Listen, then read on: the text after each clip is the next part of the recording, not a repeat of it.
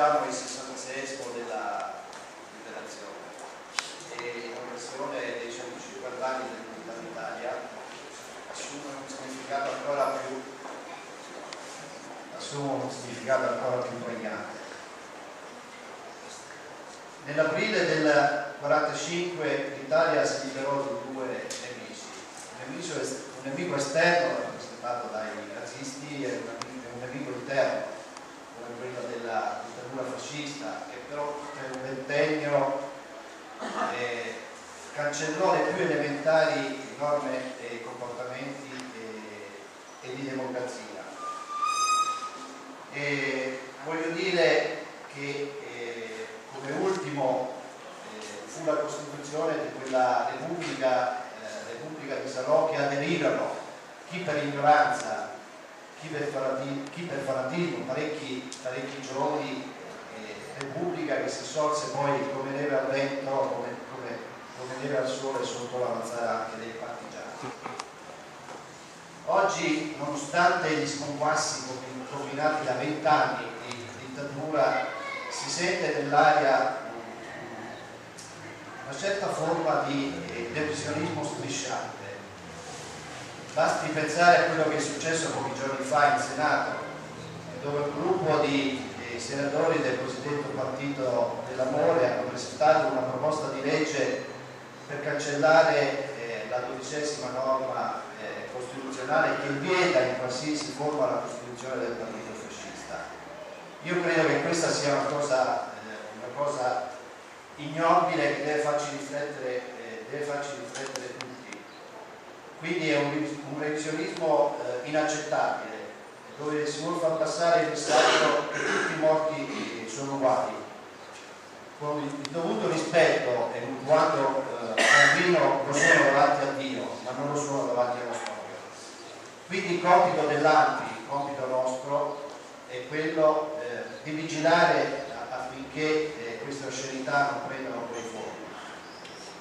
L'ANPI, come sapete, non è un partito, si aderisce non per una scelta di schieramento partitico, bensì per la sua storia, per la sua memoria, per i valori e i principi dell'antifascismo e della resistenza. L'ANPI vuole continuare sempre più ad essere una coscienza critica della democrazia e della società e guarda con attenzione a tutte le questioni che la circondano. Una delle sue prerogative è la difesa dell'unità nazionale e della nostra Carta Costituzionale e ostacola in ogni forma di illusionismo, separatismo, razzismo, che spesso è sinonimo anche di fascismo. Quando parlo di coscienza critica voglio dire che il punto di riferimento deve essere la nostra Carta Costituzionale e l'ANPI, che è un soggetto autonomo rispetto ai partiti e alle istituzioni, vuole collaborare con tutti quelli che vogliono attuare i valori scritti nella nostra Costituzione. Ogni anno c'è uno sforzo da parte di tutti noi di far diventare questo 25 aprile una grande festa, capace di riunire tutti gli italiani attorno ai valori della democrazia e di ricordo della memoria in onore di tutti quelli che dopo l'8 settembre scelsero di stare dalla parte della libertà. Tutti noi dobbiamo riconoscerci nei valori dell'antifascismo, così come è scritto nella Costituzione.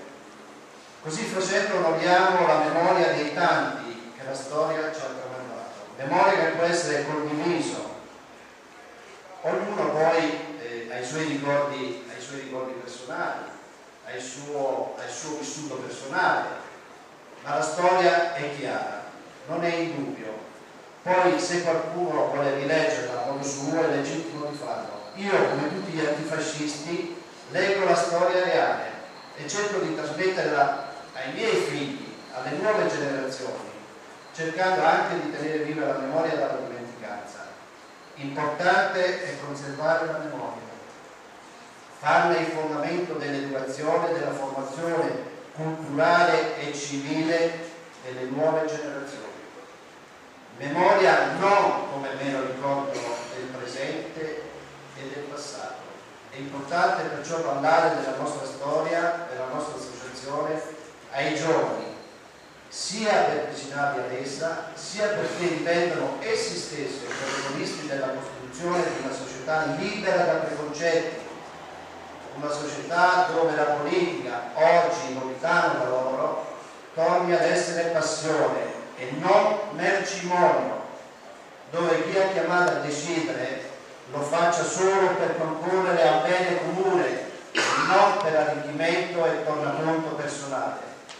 Una politica fatta di progetti, di un'idea di futuro che getti un ponte tra le difficoltà dell'oggi e le speranze del domani.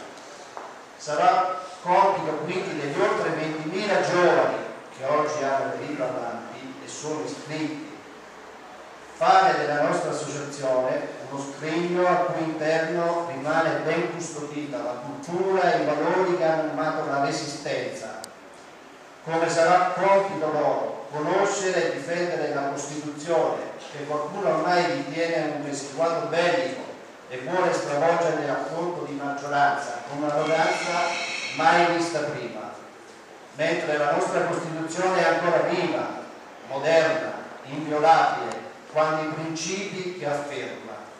Come sarà compito dei giovani poi contribuire al suo miglioramento e costruire una società lontana dal populismo e dall'illusionismo mediatico degli ultimi 20 anni.